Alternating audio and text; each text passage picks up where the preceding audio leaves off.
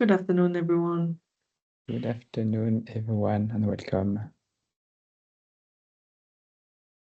So let's wait a couple of minutes to leave time to people to join us, then we can get started.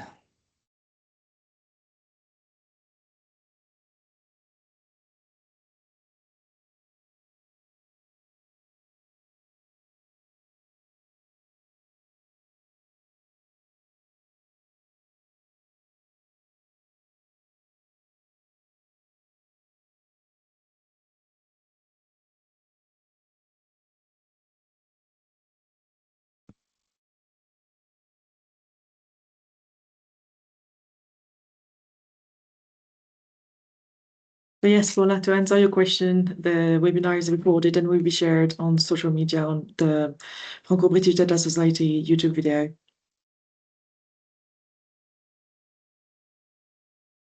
Yes.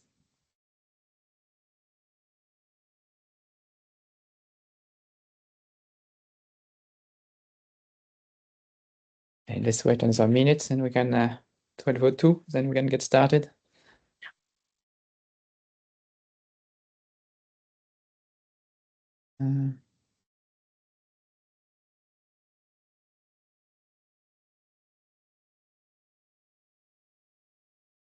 Okay, now let's get started, Laura. Shannon? Yes, sure. If you want So to start, Christophe. Yes. Good afternoon, everyone, and welcome. So before we begin, just again a quick note that today's session is being recorded and will be uploaded to our YouTube channel. So my name is Christophe Lelanou. I am a board member of the Franco-British Data Society and the founder of Data Learning. So in a few moments, Dr. Laura Di Chiacchio from Aston University will introduce our speaker. Today's webinar is about AI and trust. This is the first in what we hope will become an ongoing series with more sessions in the works for the coming months. If this is a topic close to your work or your heart, do get in touch. We would love to hear from you. Before I hand over to Laura, a few words about who we are. So the Franco-British Data Society is a young organization promoting education on digital and data topics and building a community where ideas can be exchanged. We bring together business practitioners, entrepreneurs, experts, students, and curious newcomers, exploring discussions through a Franco-British and European lens on ethics, regulation, AI, governance, security, and more. To stay connected, follow us on LinkedIn or subscribe to our newsletters. Many events like today are free and open. Others are for members only. If you would like to support us, we will warmly welcome you to join. And of course, for any question, please reach out. So now, without any further ado, Laura, over to you. Thank you very much, Christophe. Maybe you could put in the chat the link to the DBS website so that everyone can access it. Yes, I do that right away. In the meantime, welcome everyone. So I'm Dr. Laura Di Chiacchio. I'm a lecturer in Aston University in Birmingham. I'm part of the Cybersecurity Innovation Research Center, and I'm very happy to say that we will collaborate this year with the Franco-British Data Society to create events around AI, trust and inclusion. So this webinar is part of the series of activity we hope to set up on that topic. And the next one that will come up very soon is the 21st of May, where we will discuss AI, trust and inclusion around the Franco-British Summit, where we will be hosted in the Embassy of France. So we are very much looking forward to see as many of you there to continue the discussion. We'll start today. Without further ado, I will introduce our guest speaker for the day, and we're very excited and grateful for Professor Veller to be with us today. So we already shared Professor Veller bio on our social, but let me introduce her again. She's chair of Ethics and Data and Artificial Intelligence in the Future Institute of Edinburgh, also part of the Department of Philosophy, So Professor Veller research explore AI, robotics, data science, and how this technology reshape a human moral character and capabilities. She served on Stanford University's 100-year study of artificial intelligence and on the oversight board of Ada Lovelace Institute. Her work includes advising policymakers and industry on the ethical design, use, and governance of AI. And she's the former visiting researcher and AI ethicist at Google. So I can't only be so excited to hear Professor Valler's presentation today on AI and hear some of the latest publication, but I'm sure we will be happy to share more information if you wish so. So just reach out if you need more references here. So without further ado, Professor Veller, I would stop sharing and let you share your own slide. And we will now listening for the next 15 to 20 minutes. Thank you so much. And you are still on mute. I'm sorry, I think. Yeah. Thank you so much, Laura. And thanks for inviting me to be here. I'm really excited to have the conversation. So I'm going to start the slides now. Can everyone see those all right? Yes, we can. Okay, great. Laura, just FYI, on this view, I'm not going to be able to see the chat. So when I have my time cue, you can just kind of speak up and let me know. Absolutely. Great. So I'm going to try to keep this to 15 minutes or so, maybe a couple minutes more. So I'll move pretty quickly through the slides so that we can have some time for conversation at the end. So I'm talking today about something called the AI trust gap. And this, by the way, I think is a really lovely image to use for this. It's part of the Better Images of AI collection, which is a bunch of artist created images that represent AI in ways that are much better than the usual white robots and blue glowing brains. And they're available to use through a Creative Commons license. So I do like to give a plug for Better Images of AI, which is also one of our collaborators within a research program I lead here in the UK. So this image, I think, kind of represents what I'm trying to articulate in this talk, which is that AI represents a incredibly powerful but precarious opportunity for organizations, and I'm going to try to highlight this as a failure to distinguish sufficiently, a failure by organizations to distinguish sufficiently between machine intelligence and human expertise. So this is basically just a quick outline of where we're going to go. And I'm going to start by talking about the AI trust gap and what that means. So two things can be said to be true here.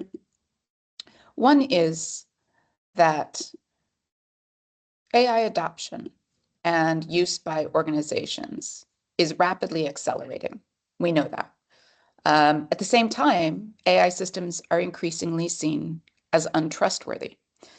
And the consequence is this widening of the AI trust gap. So organizations are under both internal and external pressures to scale up AI use, but they're also exposed to far greater reputational, legal, and commercial risks as they do so. So let's talk about the pressures for AI adoption and the causes of those pressures. So we've got lots of media, industry, and increasingly government narratives of AI use as inevitable and the future of work. We have within organizations many managerial and institutional pressures to use AI or be, quote, left behind. This is one of the kind of organizational narratives that employees are increasingly subject to.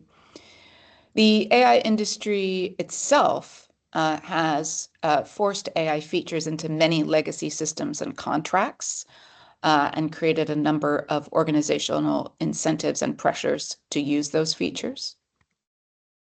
There's also what we call the kind of widening shadow use of AI by workers themselves. So shadow AI use that isn't sanctioned or directed by the organization, by employers, but rather is initiated by workers themselves, in some ways off the books, to save time and effort and to keep up with what they perceive as a race to be more and more productive. Then, of course, there's the fact that the systems themselves have become much more capable in a lot of different kinds of tasks, most notably coding, agentic delegation, mathematics. And these include areas that the first generation of generative AI tools were perceived to be quite weak at. And so now we've seen these tools kind of leap ahead in these key areas. Despite the weaknesses that they still have, they are incredibly powerful tools for many organizations. And the learning curve for effective AI use is still steep, but it's beginning to smooth out. So as the technology is assimilated into wider work culture, people are beginning to learn more effective ways of prompting and interacting with these systems. Okay, so this is what's driving the use. Well, what about the other side, the growing distrust in AI? So the causes of that range from media and industry narratives of AI as a job killer or an existential danger. The fact that we still have a poorly regulated and highly extractive AI industry that has continued to release many AI tools that are unsafe in various ways. We can talk more about that if you like, what I mean by unsafe. There's growing perceptions among employees and also many consumers of AI as something that's being forced upon them rather than something that they have the freedom to choose to use or not. There's the rolling pile of harms already being caused by widespread misuse of AI systems for disinformation, scams, and fraud, cybersecurity violations, non-consensual deepfake porn, including child pornography. That's obviously been a major issue on X, but it's also on a number of other kinds of platforms. We've got AI as a growing tool for government surveillance and military purposes, which also impacts its perception of trustworthiness. And then, of course, there's the inherent lingering unreliability of large language models, the risk of fabrication, which is what more commonly is called hallucination, bias, deception and manipulation by systems, sycophancy, inconsistency, and still routinely failing in what we call out-of-distribution cases, where the problem frame is not well aligned with the training data set. Now, organizational risks from falling into this trust gap include losses from degraded, rushed, and poor quality AI output, what's been commonly called AI work slop, employee resentment and even sabotage in response to perceptions of managerial AI pressures or threats, customer, partner, or public resistance in AI unfriendly sectors. So particularly, for example, in the arts and the creative sector more broadly, there's a great deal of resistance to AI use and even boycotts and rejection of AI-generated outputs or partners who are using AI. There's the risks of internal de-skilling and loss of worker confidence. I'm going to talk a bit more about that in a moment. And obvious risks of legal or reputational jeopardy from the generation of unreliable AI content. So those could be falsehoods that make their way into legal filings or financial reports. We've seen examples of this already. Faked quotes appearing in a media release, harmful health advice or misdiagnosis, dangerous product designs or instructions. There's lots of different examples we can give of the kinds of scenarios that could produce this jeopardy. I could give a million different examples to illustrate this, but one that just was circulating on the internet over the weekend, I think is particularly interesting. A professor in London, an epidemiologist and mathematician, asked Copilot to analyze a 4,000 item data set and identify the key differences between responses in the data that originated from the UK and those that originated from the US. Now, the interesting thing is he made the data set by duplicating the same 2,000 entries and then just labeling the original entries as the UK responses and labeling the duplicates as the US responses. But the entries in each half of the data set were actually identical. You might be able to predict what's coming. Copilot generated a list of significant but entirely non-existent fabricated differences between the identical US and UK responses. Okay, so it never actually examined the data. It just guessed and fabricated plausible differences based on cultural stereotypes between US and UK contexts that were latent in the training data. So ask yourself, what would prevent an organization from publishing or acting upon such findings if they were produced by an employee who thought that Copilot was a trustworthy tool for data analysis? Well, the important thing to emphasize here is that one thing that would not prevent an organization from publishing or acting upon such findings would be just the mere fact that it had access to machine intelligence. So keep in mind that when we talk about machine intelligence, we're just talking about the ability to perform a task quickly and efficiently. And that's usually demonstrated by testing and evaluation on artificially constructed benchmarks.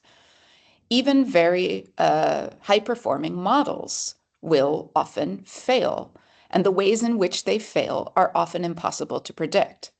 So you might have a model that 90% of the time would give a very respectable analysis of the data, but then 10% of the time or less, who knows, it might completely ignore the data and do what Copilot did in this scenario. Another model might analyze the same data very well until a slight change in the prompt that common sense wouldn't seem to suggest any difference in instruction unexpectedly causes the model to fail. Or a model might replace a sound analysis with a fabricated but very similar sounding one later in the workflow. It will often take an expert to notice the difference in these kinds of cases. So I want to draw this distinction between intelligence and expertise. Intelligence is a constructed measure of cognitive power, nothing more. It brings with it absolutely no assurances of reliability, consistency, trustworthiness, common sense, good judgment, or discernment. Expertise, on the other hand, is strongly correlated with all of the above. It's a demonstrated tendency to excel consistently and perform credibly and appropriately, especially in complex, challenging, and unusual, as in out of distribution, circumstances. So the emphasis here is on the risk to organizations that naively exchange expertise for intelligence. Such organizations are putting themselves and those who rely upon them at great risk. Now, many organizations are aware of this, and the most common solution is to aim to keep human expertise in the loop or on the loop. We can talk about the distinction between these things, but it doesn't really matter. Almost all organizations now have policies requiring AI-generated content to be reviewed by a human before acting upon it, especially for high-stakes decisions and actions. The problem is that this is at best a spongy guardrail, right? One that will give way, and at worst, a total mirage of safety. Now, why is that? The answer has to do with how AI adoption affects organizational expertise. Studies have shown that heavy reliance on AI for demanding tasks tends to result in a number of phenomena. So I've got some references for this at the end of the deck, so I'm not going to cite them here. But if you're interested in the sources and the links to these studies, I've included them.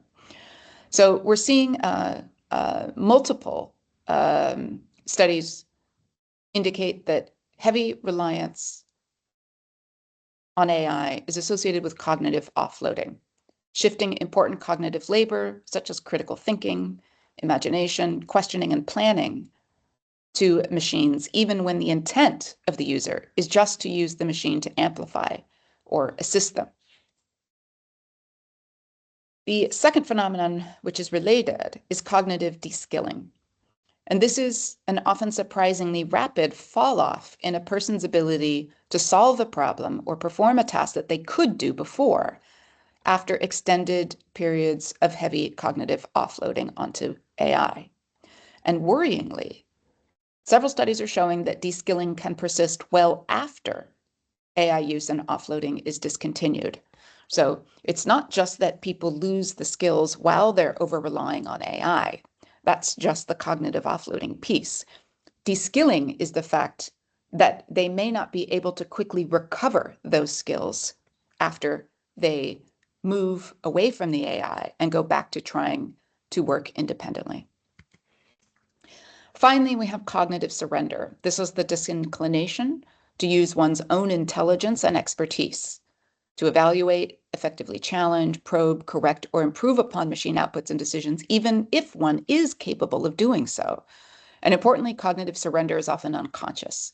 That is, the person will continue to believe that they have done the mental labor themselves. So the lesson from these studies is that human-in-the-loop or on-the-loop protocols will likely fail if there has been a cascade from cognitive offloading to deskilling and surrender. And it's important to know that these cascades have been empirically demonstrated to happen to experienced high-performing professionals, not just novices. A recent study of 200 UK CEOs, for example, found that 70% were already second-guessing their own judgment when it conflicted with AI output. Nearly half of them trusted AI judgment more than that of their expert peers, and 62% were using AI to make the majority of important business decisions. Similarly, a survey of 300 US CEOs found that 74% were trusting AI's business advice over their peers, and nearly half would override their own judgment if AI disagreed. We reached the 15-minute challenge. Thank you. I'll wrap up as quick as I can. So this results in something we might call the efficiency mirage. Related terms include things like the productivity paradox. Many AI users have false beliefs and distorted perceptions of their own efficiency in using AI. They can feel more productive when they're using it, even if they are actually less productive. So one study showed that software engineers using coding tools thought AI sped them up by 20%, when measurements showed it was actually slowing them down by 19% due to the necessity to go back and clean up errors. In a Finnish study, subjects with the highest AI literacy and confidence in using AI had the least accurate assessments of their own accuracy and performance. And Stanford researchers likewise found a large disparity between managers' estimates of AI productivity and that of employees who were actually dealing with low-quality AI-generated work slop. So an uncomfortable implication of the offloading to surrender cascade and the efficiency mirage is that organizations seem to be left with three unsatisfactory options. Cut costs and save time by implementing AI very aggressively, assuming the increased reputational, legal, and commercial risks, including costly cleanup expenses. Implement more robust and expensive internal processes and guardrails beyond weak human-in-the-loop policies to ensure AI outputs are always carefully validated. But of course, that potentially cancels out AI's time and labor savings. Or don't use AI and give up its many advantages. None of these look like appealing options. So how can organizations bridge the AI trust gap? So this is my conclusion. First, it's important for organizations to avoid a culture of indiscriminate AI use and pressure to use AI always and everywhere. Organizations should identify and prioritize AI uses where a positive risk-reward balance can be demonstrated or evidenced. Following from that, it's important not to rely on people's perceptions, whether it's workers or managers, of accuracy and productivity from AI use. You have to actually measure it. And it's important not to let managers alone set the pace or pattern of AI adoption. You need worker input on where AI adds value versus where it's generating more errors and frustration. You also don't want to end up employing an army of bored and exhausted AI babysitters who will de-skill themselves while doing a bad job, because babysitting AI is not a cognitively demanding task. It's exhausting, but it doesn't give enough cognitive variety to keep people alert and engaged. So you need to help workers avoid what's been called AI brain fry, while still enjoying opportunities to cognitively excel and be recognized and rewarded for using their expertise. And it's important not to scapegoat pressured workers for AI errors caused by the organization's failures to manage the AI trust gap. Get employees help designing guardrails and policies for trustworthy AI use that will actually work, as well as fair consequences and accountability measures for when even these policies and safeguards fail. Finally, it's vital that organizations develop internal plans to cultivate, preserve, and reward employee skill and expertise, including compelling rewards and enhanced promotion opportunities for employees who resist cognitive offloading, de-skilling, and surrender, and who grow and act upon their expertise. Thank you, and I look forward to the conversation. Thank you very much, Professor Valor. That was very insightful. Thank you so much for the presentation. We have questions in the chat already. So maybe I would ask if you didn't put your question in the chat, just to raise your hand. But in the meantime, let's start with the first we got. So many of our members at Sustainability West Midlands are skeptical of the environmental impact associated with AI and associated with data center. What is your opinion on this? So we hear on environmental impact. Yeah,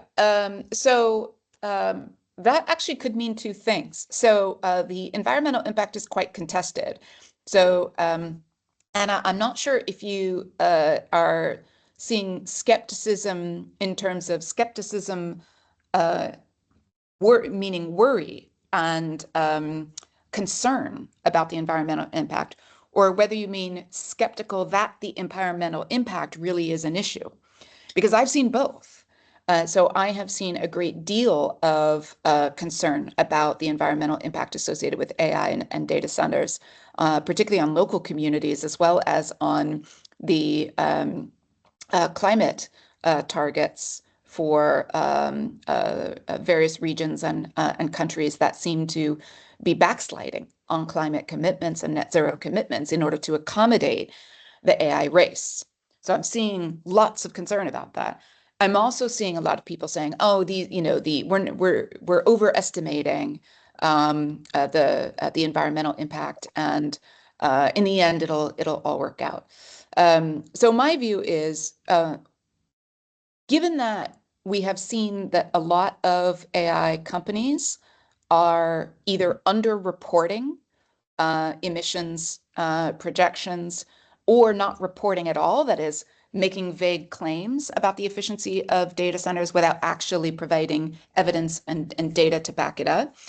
I lean more to the side that is worried about the environmental impact of AI and data centers. We don't have, from the companies that are pushing these data centers, a very open, transparent, and auditable evidence trail around the environmental impact. And in fact, as I mentioned, just this past week, there were reported cases where researchers had looked at the data that had been released by companies like Google and said, look, they're underestimating by like a factor of 5 here. So I think we should be concerned.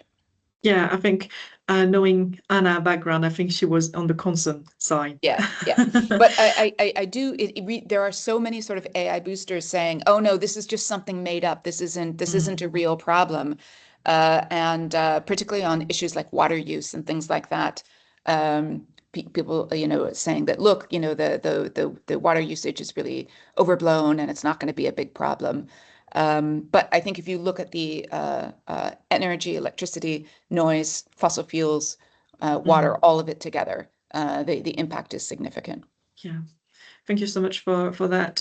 Abul, I've seen you switch on your camera. Is it for asking a question? Sorry, I need to authorize your. I need to authorize you to. Oh, wait a second, we can't hear you yet.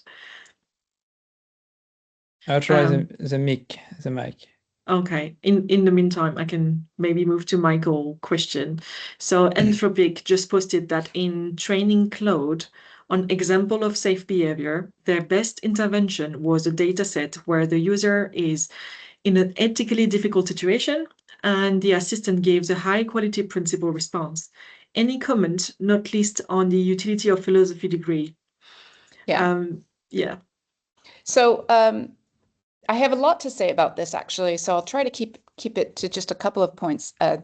One is that when you have these systems, one of the deceptive aspects of their performance is that when someone gives you a high quality principled response in a difficult moral context, we often judge that they have some moral expertise in this scenario, right?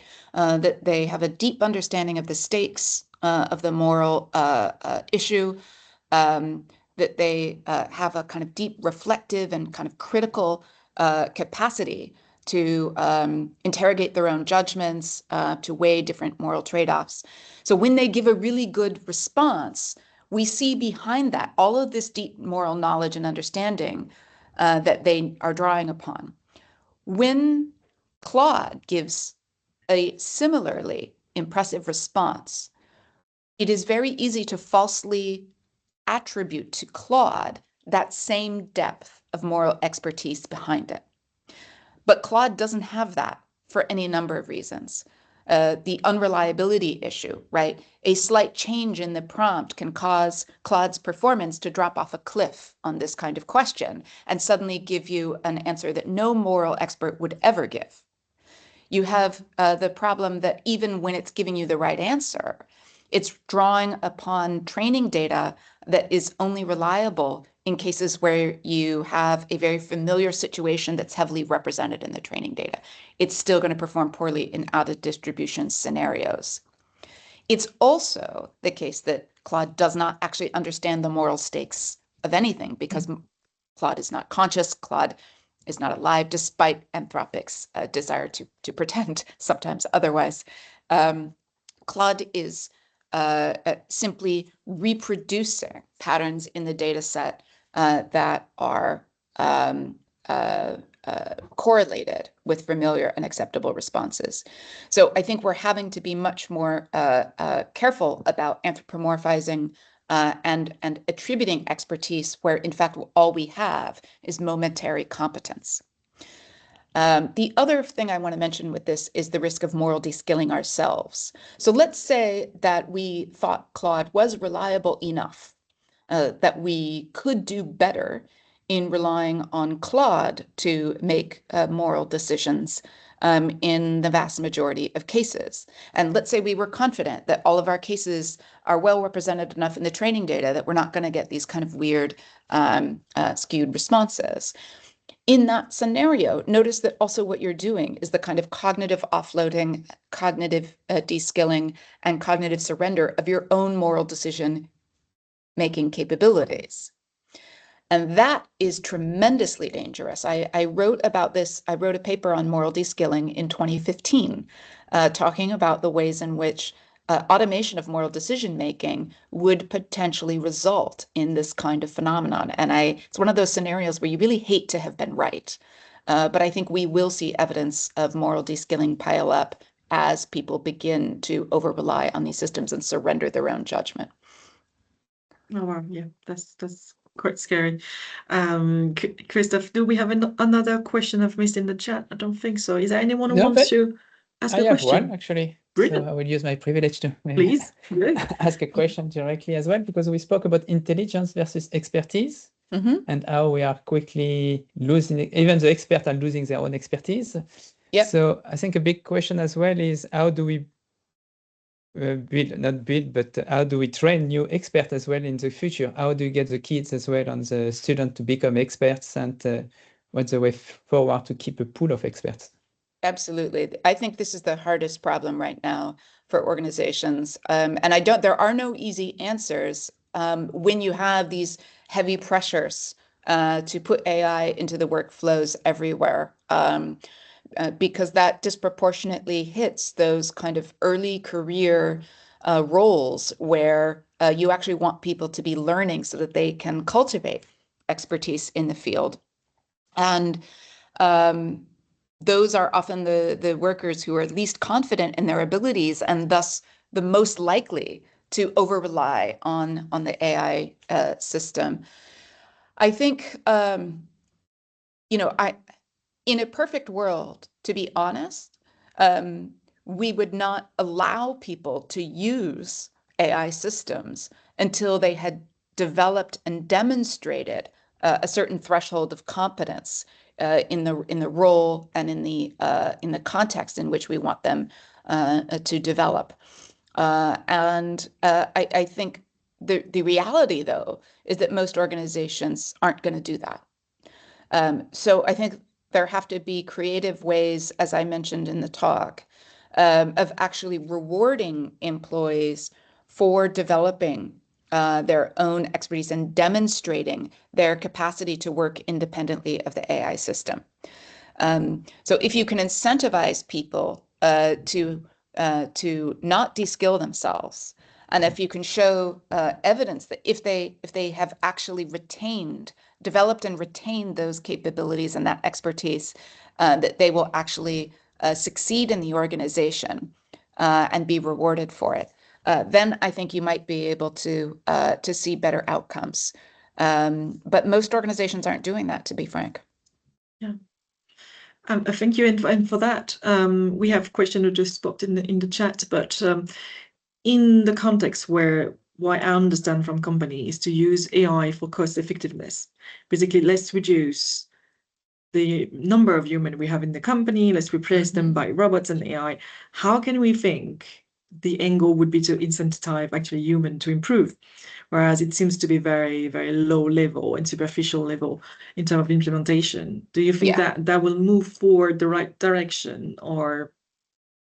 To be honest, in the short term, I'm not terribly optimistic about this. I think some organizations have the opportunity to be smart about this, but one of the important factors here is the extent to which the organization, whether it's a government, third sector, civil society organization, or a private corporation, they need to be thinking about where they're going to be in 10 years.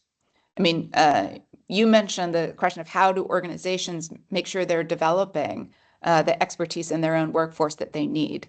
So if you simply allow for the AI systems to take over and push out your human expertise, you're losing your ability to innovate in the future. You're losing the expertise that you need to keep those systems on track.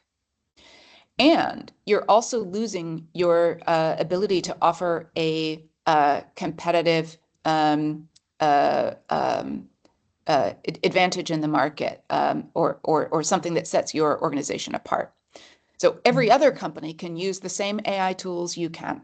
All your competitors have access to the same tools.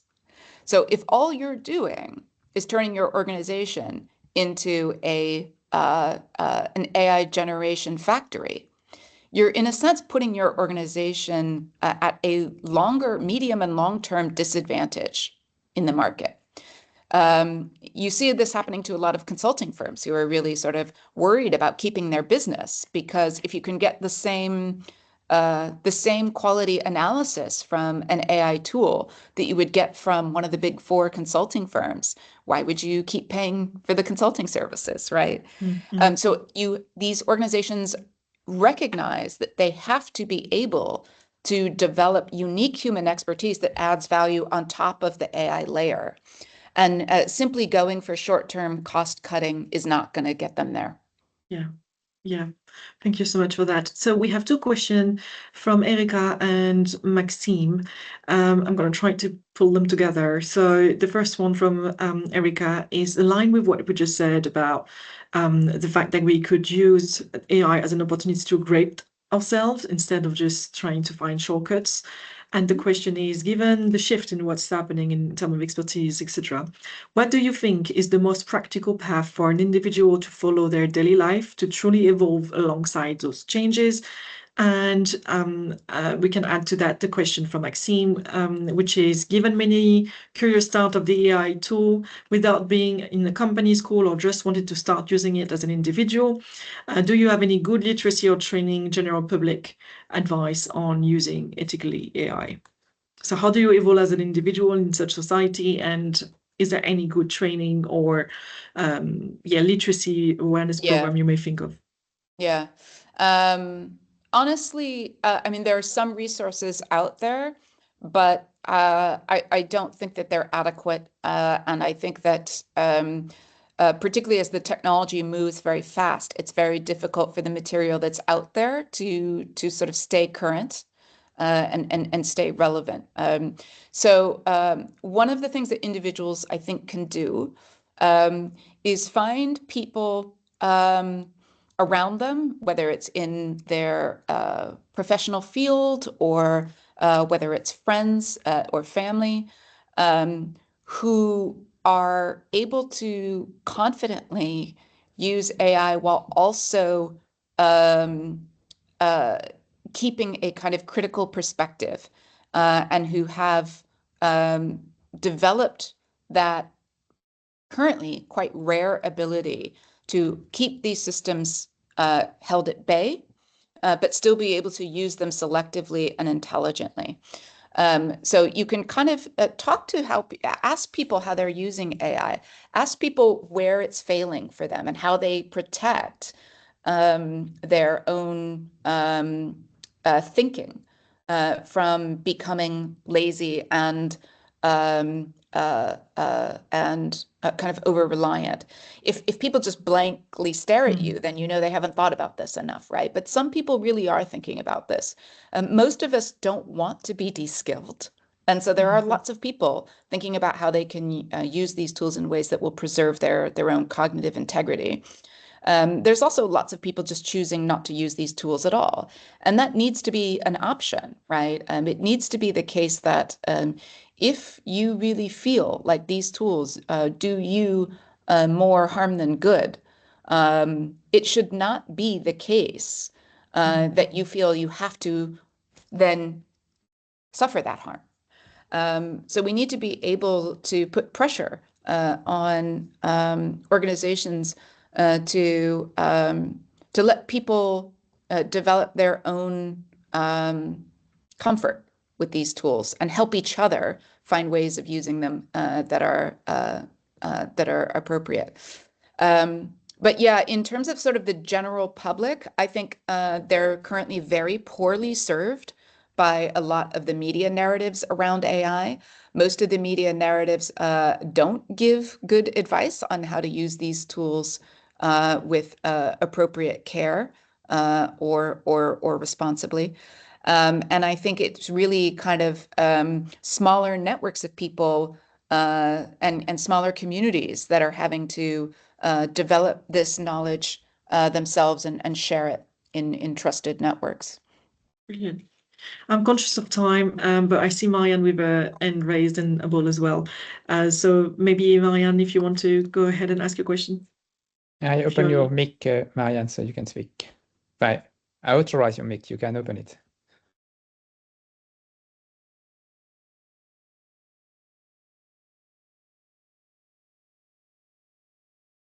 So maybe able, I think, yeah. I can. Yes, can please. do I come through? Yes, we can hear you. I mean, very tremendously insightful and interesting. Your description of the double bind we're in with AI, generative AI specifically. Yes. Now, this is where the question for me lies. Your description of the medium to long term effective leveling of competitive advantage being a key threat in its own right. And it almost sounds like, if I may say, that heat death of the universe type ideas. What I'm kind of thinking is that there is a sort of use of AI which is not purely generative. That is, maybe the way out of this double bind is not to fall in for the generative, but to go for what I would call the recursive, which is that AI is used as raw material rather than as the purveyor of intelligence. Okay, so Yep. your examples are all about, the professor who did this clever example, a clever test as well about US UK, basically relying on the generic capability of the trained AI to deliver what they would do as hallucination and fabrication. Yep. However, the point is that I would probably think about the way AI won the Nobel Prize in biochemistry. Okay, so recursive use of AI is the way you would actually push it in directions that are based on a kind of knowledge and a kind of judgment that the native AI does not by itself have or come with. So you would recursively build up on it so that the machine becomes responsive to a kind of a domain that it doesn't by itself inhabit. Now that would probably be the way in which we could actually overcome that leveling problem. Well, I think there's a couple things I'll say here. One is, I think, as you say, it's really important to, and in a longer talk, I would have gone into this, distinguish between AI in general and generative AI, right? There are lots of AI tools that pose much lower risks of cognitive deskilling and surrender.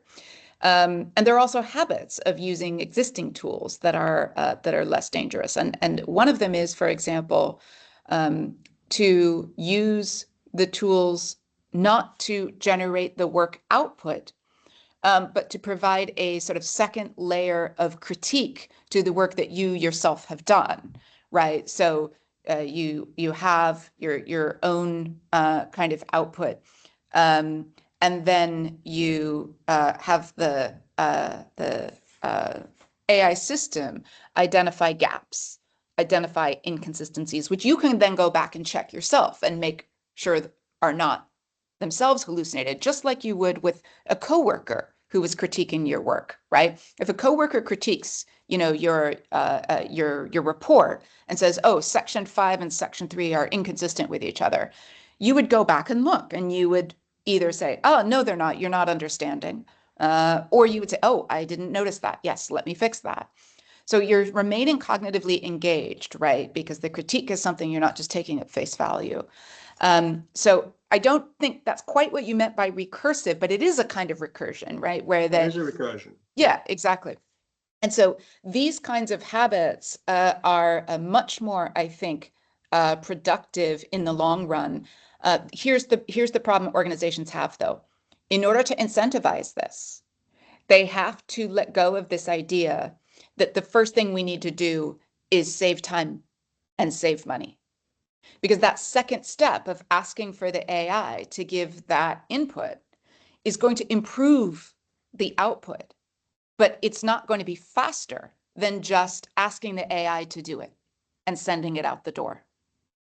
So as long as organizations are short-sighted and thinking all we care about is making sure that we can get our workers to churn out more content every day, whatever that is, whatever their job is that they're supposed to churn out, we want them to do more of that in a workday. If that's your only goal, then you're not going to take advantage of these kinds of recursive opportunities to actually use the AI and the person together to take a step up in quality. So I'm hoping that organizations eventually realize that this is a trap and start being smart enough and forward-thinking enough to step out of it. Because you do see a lot of organizations that are not seeing the productivity gains and the efficiency gains that they expected because of these sort of knock-on effects of over-relying on the AI and producing poor quality output that I mentioned. So I do think in the short term, organizations are going to be falling into this trap, but I'm trying to be optimistic in thinking that the smartest leaders of organizations will in fact think ahead and say, this is going to leave us in a very bad place in a year or two, or maybe less. How can we be smarter and invest in using these tools in ways that our competitors aren't? Thank you very much, Shannon. So now I'm very conscious of the time, and I know we reached the end of the meeting. I've seen your question, Adisha. I think we touched on your question in the previous answer. So hopefully that was useful to answer your question. I'm sorry if we didn't manage to cover all of that. Thank you so much for your presentation, Professor Vella. Maybe would you agree for us to share any left question by email to share with you? Brilliant. Yes. Thank you so much. So if you have any questions that have been unanswered, please leave it in the chat and we'll share that with Professor Vella and come back to you with feedback. So thank you so much for your time and your presentation. That was very insightful. And thank you for coming and your time. And mostly see you on the 21st of May then. Thanks for the great questions. Thank you, everyone.